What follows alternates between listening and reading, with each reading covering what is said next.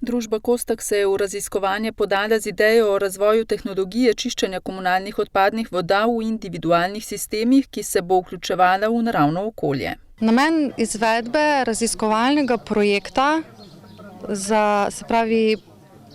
razvoja neke tehnologije čiščenja komunalnih odpadnih voda, namenjene bolj razpršeni poselitvi, je bil združiti neke dobre izkušnje iz terena, zadovoljiti okoljske standarde kakovosti za izpust očiščene odpadne vode v okolje, hkrati pa narediti napravo, ki bo neopazna, ki bo nemoteča, ki se bo vključevala v okolje, pri kateri bomo lahko uporabili površino oziroma naravno okolje, v kateri se nahaja, lokalne materijale, pretežno pri sami izgradnji, se pravi trajnostno naravnana, da je sama naprava tudi po izteku življenjske dobe,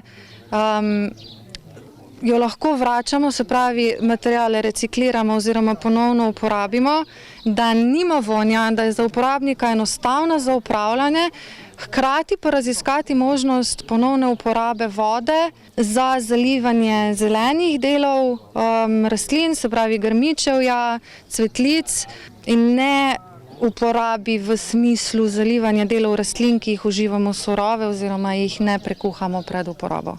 Kot poudarja vodja projekta, so v tem primeru želeli ohraniti obstoječo infrastrukturo. Se pravi, greznica, ki je že bila, smo jo nadgradili, ker je bila premajhna, ampak smo jo sanirali. Se pravi, tisti del, ki je ostal, ki je bil, smo ga ohranili, sanirali, nadgradili, kolikor je bilo potrebno. In tudi tukaj smo hoteli ta korak, ker je bilo velikokrat vprašanje, kaj pa z greznico, a zdaj to zasipati, kaj z njo narediti. Mi smo imeli pa resnično željo to obdržati. Se pravi, če je že bila enkrat neka investicija narejena, zakaj zdaj to izločevati ven? No? Pri čistilni napravi, ko smo jo delali, smo se nekako soočali s temi izzivi, kako obstoječe sisteme, ki že delujejo, spraviti v neko malo drugačno obliko, s tem, da bomo zadoščali standarde, zahteve za izpuste vode v okolje, istočasno pa našli neko inovativno rešitev, ki bo privlačna za neka ruralna območja. Naprava je omejena s fodijo visoke gostote, kar zagotavlja vodotesnost filternega medija ter zasuta zemljino in zatravljena ter tako neopazna v okolici.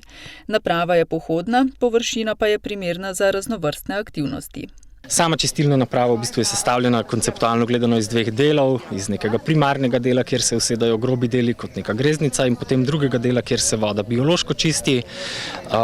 Ta drugi del je nekako ima površino 9 kvadratnih metrov, globok je 1 metro, ampak je pa v bistvu značilnost to, da je popolnoma vkopan v zemljo.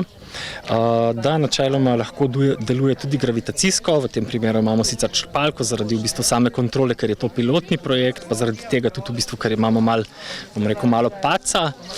Sicer je pa tako, tudi z vidika uporabe zelo prijazna čistilna naprava, ker je treba za njo relativno malo skrbeti, ne troši generalno gledano elektrike za upihovanje, tako kot večina konvencionalnih čistilnih naprav, tako da je tudi, na dolgi rok mogoče lahko uporabnik malo prihrani in z njo lahko živi. Gradnja pilotne naprave je stekla avgusta 2018, poskusno obratovanje pa se je pričelo v septembru istega leta. Od takrat je bilo pri spremljanju obratovanja izvedenih več kot 1300 terenskih meritev, 72 preskušanj mikrobioloških parametrov in 342 fizikalno-kemijskih preskušanj.